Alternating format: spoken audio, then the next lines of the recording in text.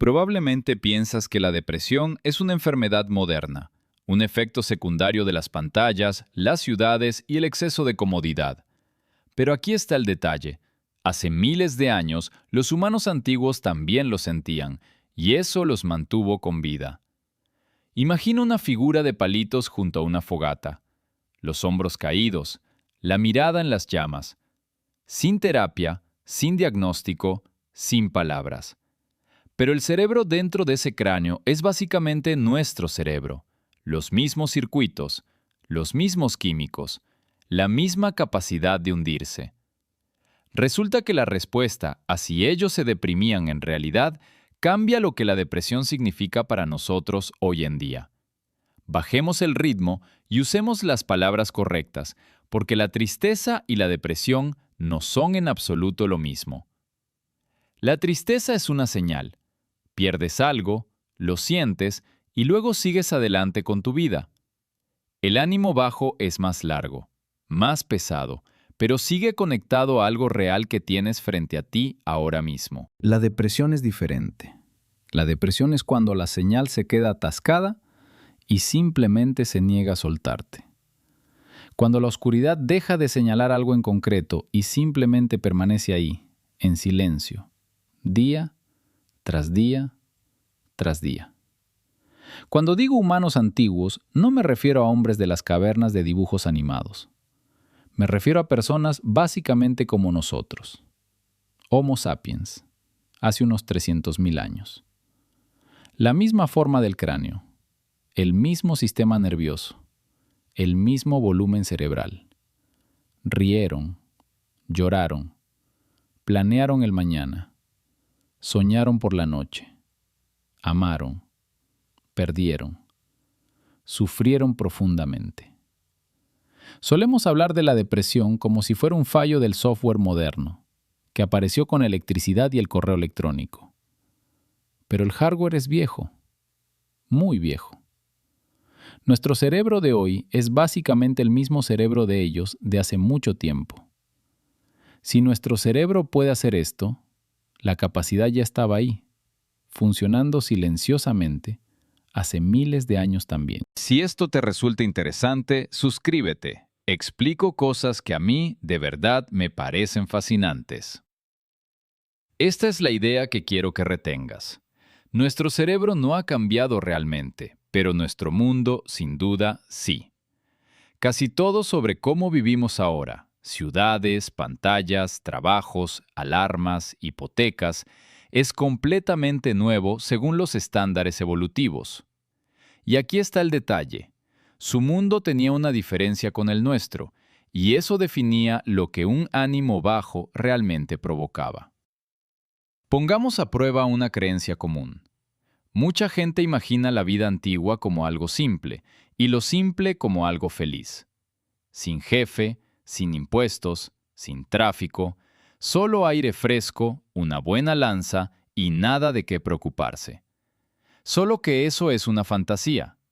La vida de los cazadores-recolectores fue muchas cosas, pero apacible nunca fue realmente una de ellas. Los humanos antiguos enfrentaban pérdidas constantes.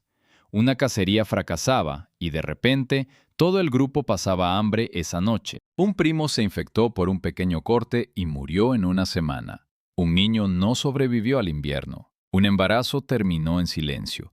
Un padre fue destrozado por un depredador y simplemente nunca volvió a casa. Imagina que eres una persona en ese mundo. Para cuando cumplías 20 años, ya habrías enterrado a más gente de la que la mayoría entierra al llegar a los 50. Has sentido el dolor de un rostro ausente al otro lado del fuego más veces de las que puedes contar. Esa no es una vida sencilla y feliz. Es dolor programado una y otra vez. Y resulta que los científicos descubrieron que estos bajones de ánimo son ancestrales, no modernos, mucho más antiguos de lo que suponemos. Cuando los investigadores estudian la depresión, los neurotransmisores, las hormonas del estrés, la forma en que el cuerpo se ralentiza, observan sistemas que compartimos con los mamíferos. Esta no es una aplicación que instalamos. Es más antigua que la agricultura, más antigua que las fogatas, probablemente más antigua que nuestra especie. Aquí está el enigma. Si la depresión es tan antigua y se siente tan mal, ¿por qué la evolución la mantuvo? La naturaleza no es sentimental. Si un rasgo perdura durante cientos de miles de años, por lo general cumplió alguna función. La primera respuesta que ofrecen los científicos tiene un nombre complicado: hipótesis de la rumiación analítica. Pero no te preocupes por la etiqueta. La idea es simple. Cuando algo grande sale mal, tu cerebro quiere que te detengas y descubras por qué. No es pensamiento rápido, es pensamiento lento. Un pensar cuidadoso, obsesivo, que lo repite una y otra vez, dándole vueltas al problema desde cada ángulo. El bajón de ánimo obliga a esa desaceleración. Pierdes el interés por la comida, por el sexo, por la compañía, por el ruido a tu alrededor. Te sientas con el problema, le das vueltas. Buscas la pieza que se te escapó la última vez. En la vida moderna, eso se ve como estar acostado en el sofá mirando el techo durante horas y horas. En la vida antigua, se veía como estar sentado junto al fuego, en silencio, mientras el resto de la tribu se movía alrededor. La selección natural conservó esto porque a veces funcionaba. Un cazador que fallaba una y otra vez necesitaba pensar por qué. Un padre que perdió a un hijo necesitó reorganizar la forma en que se movía por el mundo desde entonces. Una persona traicionada tenía que descubrir en quién confiar la próxima vez. Las decisiones impulsivas podían costarte la vida. El pensamiento lento y doloroso podría en realidad salvarte. Ese es el primer argumento del bando de la hipótesis de la rumiación analítica. Hay una segunda parte. El retraimiento conserva energía tras el fracaso. Si tus últimas 3 cacerías fracasaron, otro intento es arriesgado. El cuerpo dice basta, descansa, espera, recupérate. Vuelve a intentarlo cuando las probabilidades se inclinen de nuevo a tu favor. La depresión, vista así, es una especie de pausa forzada. No es una falla en absoluto, es solo un freno. Pero una sola hipótesis no puede explicar todo un mundo interior. Los humanos no somos simples máquinas para resolver problemas. Algo más está ocurriendo. Esto es lo que hace que la depresión sea diferente de un simple bajón de ánimo. La depresión necesita autoconciencia para formarse completamente dentro de ti. Necesitas pensar en ti mismo. Comparar quién eres ahora con quién pensabas que serías. Necesitas proyectar una versión futura de ti mismo y sentirte decepcionado por ella de antemano, antes incluso de que llegue. Necesitas recordar a un yo del pasado y hacer su duelo. Ese tipo de duelo requiere una mente específica. Los animales se sienten decaídos, los animales sufren, pero la forma completa y espiral de la depresión necesita una mente que se observe a sí misma. Y los humanos antiguos poseían sin duda esa capacidad. Lo sabemos porque dejaron huellas silenciosas de ello por todas partes. Sepulturas en cuevas con flores y herramientas colocadas con cuidado junto al cuerpo. Ocre rojo presionado sobre la piel del difunto. Arte en muros de piedra hecho por personas que querían dejar una huella. Rituales de duelo aún visibles hoy. No pintas en la pared de una cueva a menos que imagines a alguien más mirándola después. Mucho tiempo después. No entierras a un amigo con su herramienta favorita, a menos que lo imagines, de algún modo, necesitándola todavía allí. Esa es una mente consciente de sí misma. La misma mente que se queda despierta a las 3 de la madrugada preguntándose si lo desperdició todo. Lo que abre una posibilidad mucho más oscura sobre las vidas interiores que nuestros ancestros llevaron en silencio a través de aquellas largas noches. Si tenían la maquinaria para la depresión y motivos constantes para el duelo, en un mundo más duro que el nuestro, entonces algunos de ellos casi con certeza sintieron estados que, desde adentro, se verían como una depresión clínica hoy en día.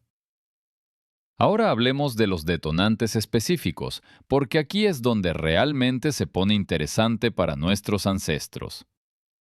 La exclusión social de una tribu era casi una sentencia de muerte. Un ser humano solo en la sabana era simplemente comida. Necesitabas al grupo para cazar, para calentarte, para cuidar a los niños y para defenderte de cada depredador a tu alrededor.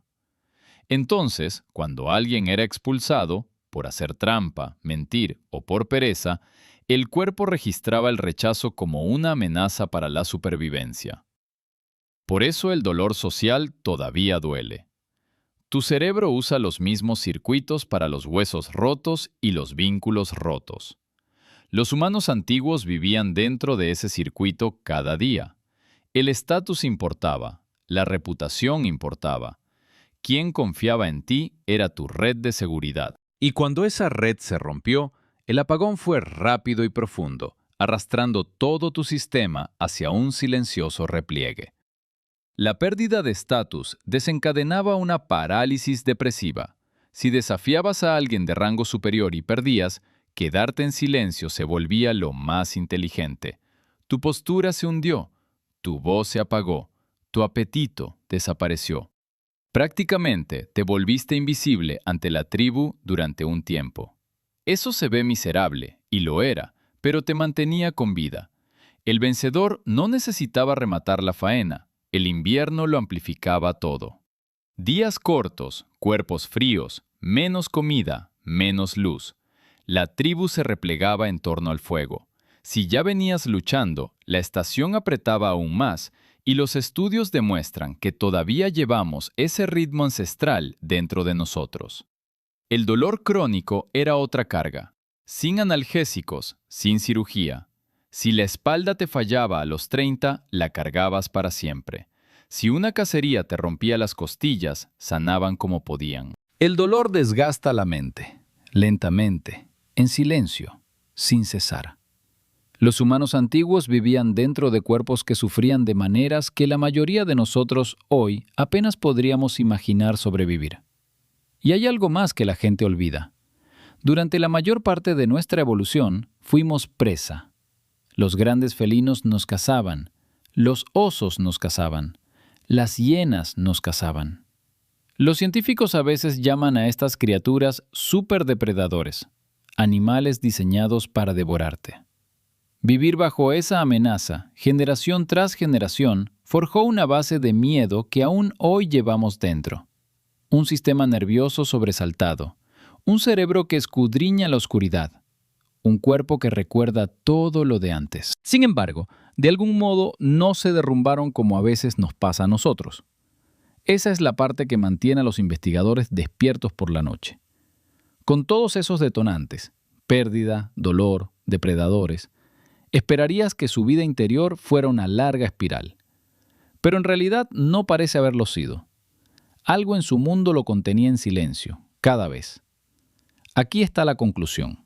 Su depresión tenía una forma. Era aguda, era situacional, era social. Agudo significa que llegó con fuerza, cumplió su función y pasó.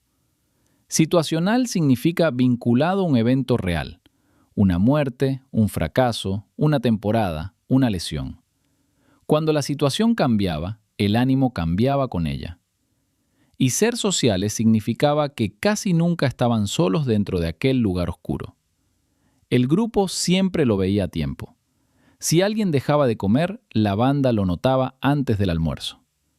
No porque fueran expertos en salud mental, Porque eran unos 30 y todos se metían en los asuntos de los demás todo el día, todos los días. Alguien se sentó junto a ellos. Alguien compartió comida. Alguien contó una historia. Alguien les tocó el hombro con ternura. La señal fue respondida. La depresión moderna a menudo no se parece en nada a eso. La nuestra tiende a ser crónica, difusa, solitaria. No siempre apunta a algo específico. Aparece en un buen día sin motivo alguno y se queda por meses. A menudo nos encuentra solos en una habitación donde nadie lo nota por mucho tiempo. Mismo cerebro, distinto entorno. Los estudios demuestran que las comunidades tradicionales muy unidas presentan tasas más bajas de depresión a largo plazo que las sociedades industriales. Cero no, nadie escapa de la tristeza, pero las cifras cambian de verdad cuando cambia el entorno. Esos son datos, no suposiciones. Pregunta incómoda. Si la maquinaria es la misma y los patrones de activación son ancestrales, entonces, ¿qué es lo que realmente nos hace diferentes? Entonces, tal vez lo que ha cambiado no son nuestros cerebros, sino lo que hemos construido a su alrededor. Piensa en todo lo que la vida moderna nos quitó. Primero, el colchón social. La mayoría de nosotros no vivimos en grupos de 30 personas que conozcan nuestro nombre y nuestra historia. Vivimos en apartamentos. Viajamos al trabajo solos. Comemos solos más que cualquier ser humano en la historia jamás. Cuando nos hundimos, muchas veces no hay nadie a nuestro alcance que lo note. Reemplazamos los rituales de estatus con una comparación interminable. En una tribu antigua, sabías cuál era tu lugar entre unas 30 personas con las que te comparaban. Ahora, deslizamos entre miles de desconocidos cada día, la mayoría mostrando solo sus mejores momentos, y nuestros cerebros ancestrales intentan clasificarnos. Perdemos una y otra vez ante personas que nunca conoceremos. Luego nos quitaron la naturaleza y las largas caminatas. Quitamos la comida compartida. Quitamos la fogata alrededor de la cual todos se sientan por la noche. Todos nuestros valores predeterminados desaparecieron. Nuestro diseño da por hecho el movimiento, la luz del sol, la tribu, el tacto. Pero ahora son cosas que tenemos que agendar y pagar. No estoy idealizando el pasado. La vida antigua era dura de maneras que no cambiaría. Me gustan los antibióticos. Me gusta la calefacción. Me gusta poder sentarme aquí y hablar contigo a través de una pantalla. Pero al leer el diseño de nuestras propias mentes, vale la pena notar lo que esas mentes fueron construidas para esperar Y lo que en silencio hemos dejado de darles. Entonces, ¿qué pensarían realmente nuestros ancestros de nuestra versión moderna? Ese es el bucle en el que quiero dejarte sentado. Imagina que le estás explicando Instagram a un cazador-recolector. Les muestras un pequeño rectángulo brillante y dices, mira, estas son fotos de personas, miles de ellas. La mayoría nunca los conocerás. La mayoría parecen más felices, más ricos y más hermosos que tú. Mirarás este dispositivo durante horas al día y después muchas veces te sentirás peor sobre tu propia vida. Reconocerían ese dolor, la comparación, el bajo estatus, sentirse pequeño entre la multitud, son sentimientos antiguos. Reconocerían la forma, pero no reconocerían el detonante. Su grupo de comparación era de 30 rostros, no 30.000 rostros. Su multitud eran personas que los alimentaban, no extraños que les vendían cosas. La sensación en sí es antigua. El contexto es completamente nuevo. Ese es el replanteamiento al que sigo volviendo. La depresión, al menos gran parte de ella, no es un sentimiento roto, es una señal ancestral. Detente, retírate, piensa. Quédate quieto y espera que la situación cambie. Funcionaba cuando la situación, con el tiempo, realmente cambiaba. Funcionaba cuando la tribu venía a sentarse contigo. Funcionaba cuando la pausa tenía un final. Donde deja de funcionar es cuando la pausa no tiene final. Cuando la señal se dispara y nada la responde. Cuando tu cuerpo te pide que bajes el ritmo y busques al grupo y ya no queda grupo al que acudir. Cuando la rumiación no tiene ningún problema que resolver, porque el problema es simplemente todo, en silencio, zumbando todo el tiempo. El sentimiento no está roto, el contexto quizás sí. Y por eso la próxima pregunta importa aún más ahora. Cuando ves la depresión como una señal antigua en un mundo nuevo, empiezas a preguntarte lo mismo sobre otras emociones, sobre la ansiedad, sobre el aburrimiento, sobre el vacío, sobre la soledad también. Los humanos antiguos no tenían terapeutas, pero tenían la luz del fuego. Habían compartido la comida, las manos familiares y el constante zumbido bajo de otras personas respirando suavemente cerca. Siempre. Algunas cosas que hoy tratamos como síntomas, ellos las trataban como clima cotidiano, porque el clima siempre terminaba pasando. Si te llevas algo de esto, que sea esto. Cuando te sientes bajo de ánimo, tu cerebro no está fallando en absoluto. está ejecutando un software muy antiguo, pidiendo cosas muy antiguas. Días más lentos, rostros reales, luz del sol, movimiento, gente cercana, ser útil para alguien que esté cerca. Estos ajustes por defecto no siempre son la cura, pero son el punto donde comienza el diseño. Si te da curiosidad cómo los sentimientos del pasado chocan con las nuevas vidas, suscríbete. Solo explico cosas que me parecen interesantes. Hay más videos en el canal sobre la extraña herencia con la que todos caminamos silenciosamente hoy en día. Y aquí está la siguiente pregunta esperando. ¿Los humanos antiguos también se sentían solos?